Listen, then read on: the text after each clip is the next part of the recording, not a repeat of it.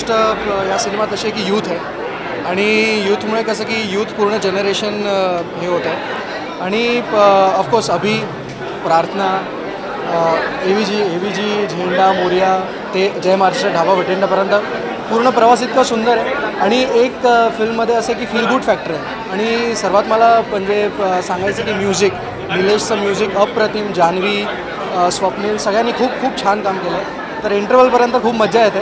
आता पुढे बघू काय ते. इंटरवलपर्यंत फिल्म पाहिली आहे. It is too good.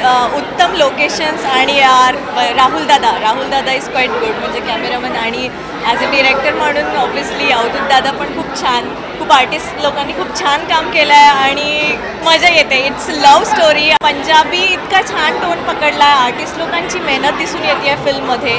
Locations तर उत्तमच आहे. म्हणजे अगदी इट्स खूपच छान फील येतो फिल्म बघताना.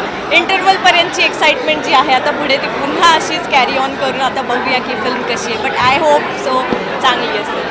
सगळ्यात सुंदर रोमॅन्टिक जोडी या फिल्ममध्ये आपल्याला बघायला मिळेल.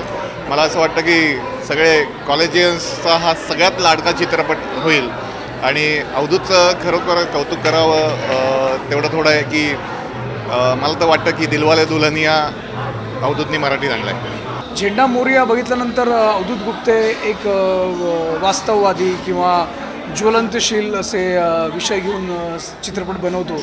पण मला वाटतं या चित्रपटातून अवधूत गुप्तेंचं एक आणखीन एक वेगळं अंग तुम्हाला बघायला मिळेल. ते खूप असं छान रोमॅन्टिक आणि खूप हळूवार अशी कथा पण छान तुमच्यासाठी तुमच्यासमोर मांडू शकतो की तुम्हाला चित्रपटातून कळेल. तुम्ही नक्की हा चित्रपट बघा.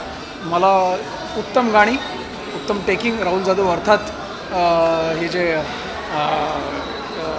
एक पे डबल मजा म्हणतात तसं अवधूत गुप्ते आणि राहुल जाधव खूपच धमाल आहे. आणि त्यानंतर अभिजित खांडेकर तुमच्या सर्वांचाच आवडता आणि लाडका कलाकार टी व्हीतून या सिनेमा थ्रू पहिल्यांदा तुमच्यासमोर येतो आहे. खूप सुंदर ॲक्टर आहे, खूप सुंदर दिसतो आणि खूप सुंदर काम केलं आहे त्यांनी. नक्की तुम्हाला तोही आवडेल. आणि प्राजक्ता बेहरे हिचं पहिलंच चित्रपट पदार्पण करते. मला वाटतं हे दोघेही पहिल्यांदा चित्रपटात काम करतात. असा चित्रपट बघताना वाटत नाही.